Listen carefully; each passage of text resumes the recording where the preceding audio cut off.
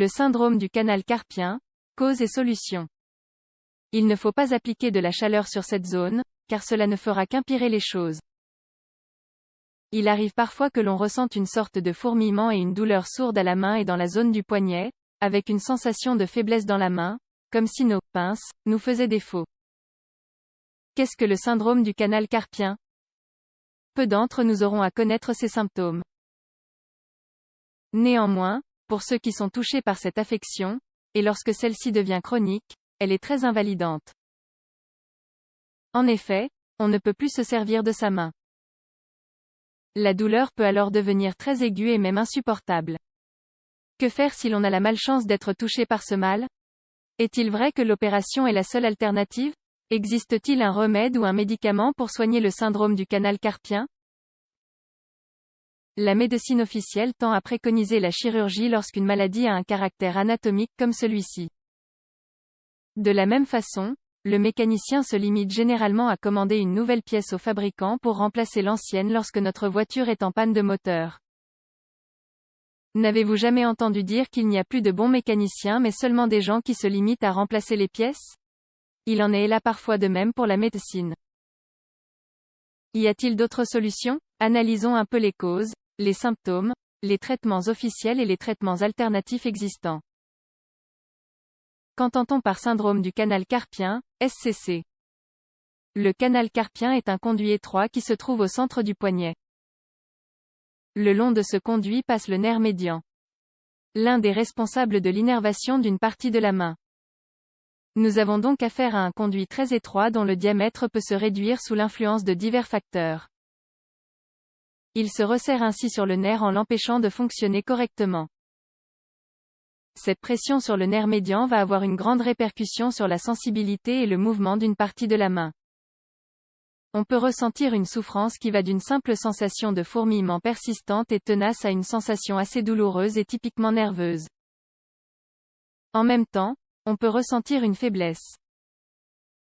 Un phénomène communément appelé « perdre les pinces », en référence à celle que forment le pouce et l'index. Cela se produit parce que les muscles de la main qui sont commandés par le nerf médian ne reçoivent pas les impulsions nécessaires pour fonctionner correctement. À la longue, cette situation peut entraîner une lésion musculaire permanente, et les mains perdent alors leur force de préhension. Les causes. Nous avons déjà expliqué que la zone du poignet le long de laquelle passe le nerf s'appelle le canal carpien. Ce canal étant assez étroit, il arrive qu'une inflammation ou un épaississement de ses parois puisse comprimer ou faire pression sur le nerf. Cela provoque une douleur, un engourdissement, des fourmillements ou une faiblesse. Voilà en quoi consiste le syndrome du canal carpien. Il survient généralement chez les personnes de 30 à 60 ans. Par ailleurs, il a une plus grande incidence chez les hommes que chez les femmes. Ce n'est pas fréquent, mais il arrive que des personnes qui en souffrent soient nées avec un canal carpien étroit. Beaucoup pensent qu'un mouvement très souvent répété de la main et du poignet peut provoquer le syndrome du canal carpien. Il n'en est pas toujours ainsi, mais il vaut mieux éviter de faire certains mouvements mécaniques et répétitifs. Par contre, il est vrai que l'utilisation d'outils manuels qui vibrent peuvent provoquer ce syndrome. Par exemple, c'est le cas pour les ouvriers qui cassent le bitume sur les routes avec un marteau pneumatique. Toutefois, il n'existe aucune étude fiable qui puisse démontrer que le syndrome du canal carpien dérive d'activités habituelles, utiliser l'ordinateur et sa souris, faire des mouvements répétitifs sur son lieu de travail, jouer d'un instrument de musique ou pratiquer certains sports. D'autres facteurs peuvent provoquer le syndrome du canal carpien, des fractures à répétition et l'arthrite du poignet. Le développement d'un kyste ou d'une tumeur au poignet. L'arthrite rhumatoïde, maladie auto-immune qui affecte les articulations. Le diabète. L'hypothyroïdie. L'obésité et l'alcoolisme. La rétention de liquide durant la grossesse ou à la ménopause. L'amylose. De toute façon, la majeure partie des cas sont idiopathiques. Cela signifie qu'on ne connaît pas la cause réelle. Par conséquent, le traitement visera davantage à réduire les symptômes qu'à soigner une cause précise. Cette dernière reste, comme nous l'avons dit, inconnu dans la plupart des cas. Les symptômes: main maladroite pour saisir les objets de ses doigts ou dans la paume de la main. Engourdissement, fourmillement aux 4 premiers doigts, pouce, index, majeur et annulaire. Fourmillement persistant dans la paume de la main. Difficulté pour saisir ou porter des sacs, il s'agit d'un symptôme courant. Douleur qui s'étend du poignet jusqu'au coude. Douleur aux mains et aux poignets. Problème au niveau de la coordination motrice des doigts. Faiblesse à une main ou aux deux. Atrophie du muscle situé sous le pouce, elle se produit à un stade avancé de la maladie. Comment savoir s'il faut consulter un médecin? Afin de ne pas confondre les symptômes du syndrome du canal carpien avec ceux de l'arthrite, ostéoarthrite, il convient de consulter un médecin si nous observons l'apparition des symptômes suivants. Si l'on ressent une douleur constante et qui semble même s'intensifier malgré une position détendue de la main durant un long moment. Si l'on a la sensation que quelque chose craque ou fait du bruit à l'intérieur du poignet si on le bouge lors d'un mouvement ou d'un exercice. Une fois qu'il nous sera confirmé que nous ne souffrons pas d'arthrite mais bien du syndrome du canal carpien, alors nous pourrons choisir un traitement en fonction de la gravité de notre cas. Test et examen. En dehors des symptômes d'engourdissement et de faiblesse, le médecin peut réaliser le test de Fallon et le dénommer signe de Tinel. Signe de Tinel, donner de petits coups sur le nerf médian à la hauteur du poignet peut faire augmenter la douleur du poignet jusqu'à la main. Test de Fallon, plier complètement le poignet vers l'avant durant 60 secondes pour observer s'il se produit un engourdissement, un fourmillement ou une faiblesse. Les examens les plus courants sont les radiographies du poignet qui permettent de déceler l'existence d'un rétrécissement des ligaments ou des tendons entre lesquels passe le nerf médian. L'électromyogramme, une technique qui permet d'évaluer et d'enregistrer l'activité électrique produite par les muscles squelettiques. La mesure de la vitesse de conduction du nerf. Évidemment, ces deux techniques révéleront des anomalies si l'on a clairement pressenti auparavant ce syndrome par la réalisation des tests de Tinel et de Fallon. Les traitements possibles. On peut tenter d'immobiliser le poignet en faisant usage d'une attelle, plaque plus ou moins rigide en bois, en métal, en plastique, durant la nuit et pendant plusieurs semaines.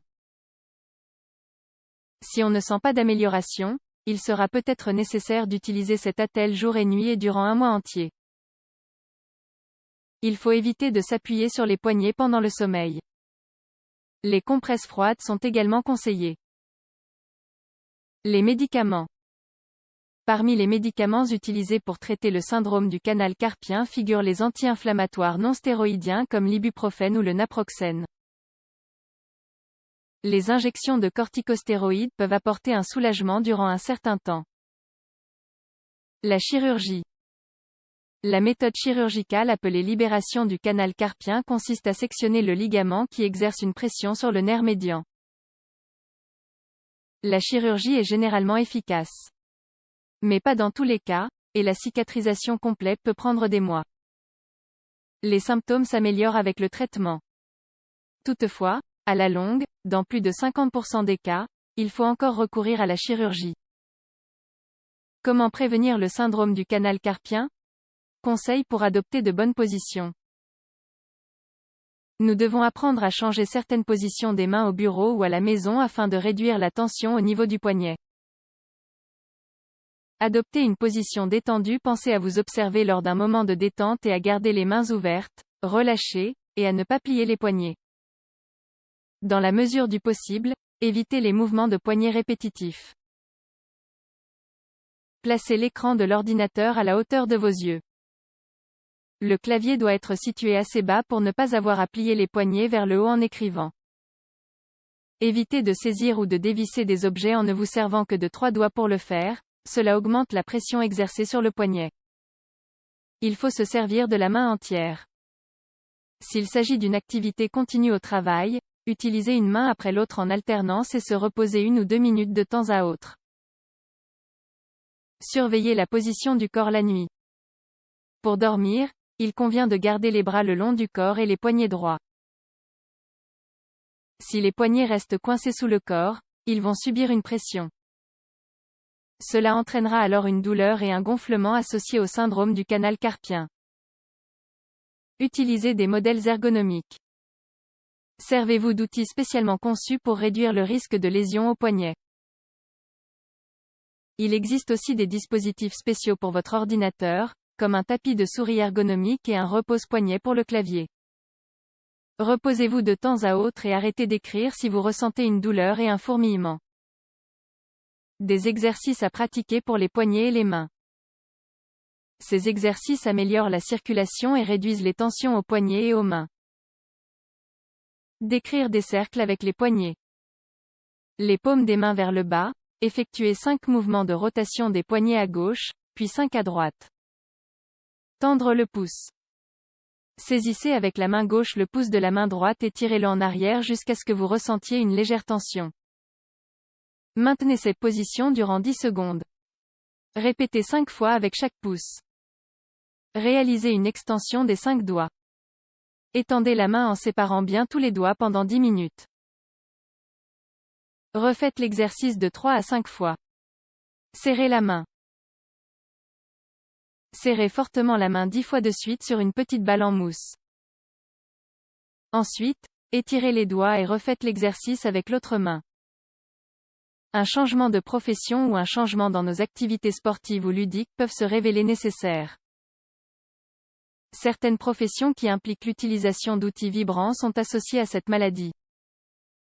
Il s'agit d'un syndrome récurrent chez les musiciens professionnels, pianistes, flûtistes, etc. Des remèdes naturels pour traiter le syndrome du canal carpien. Les remèdes populaires permettent de combattre l'inflammation pour soulager la douleur.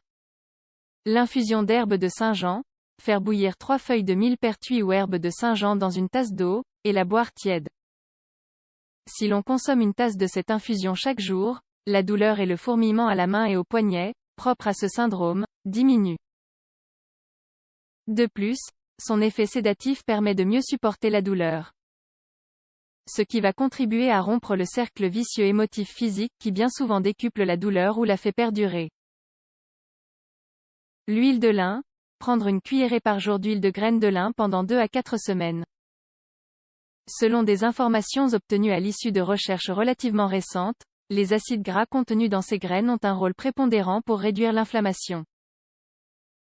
La vitamine B6, il faut consommer des aliments qui en contiennent, comme les pommes de terre, le riz complet, les bananes, les légumes verts et le blanc de poulet. Sous forme de gélules, en prendre 2 mg par jour. Les compresses glacées sur la main ou sur le poignet, leur rôle est de faire diminuer l'inflammation. Il ne faut jamais utiliser de compresses chaudes ni de coussins thermiques, car ils ne feraient qu'aggraver le syndrome. Quelques conseils en plus. De même, tout ce qui contribue à conserver une bonne circulation sanguine sera utile pour traiter cette maladie. Voilà pourquoi une nutrition correcte et de l'exercice pratiqué régulièrement sont des remèdes indispensables pour notre santé. Si ce syndrome est traité de façon adéquate, aucune complication ne devrait apparaître. Mais si aucun traitement n'est appliqué, le nerf peut être endommagé de façon permanente. Dans tous les cas, il ne faut pas oublier que la chirurgie n'est pas toujours l'option la plus valable. Quoi qu'en dise notre chirurgien. Les séquelles peuvent être pires que le mal. Il faut s'efforcer de prendre toutes les mesures auxquelles nous avons fait allusion avant d'avoir recours à la chirurgie. Mais il est vrai que, si l'on n'obtient aucun résultat, il faudra tout de même prendre cette option en compte.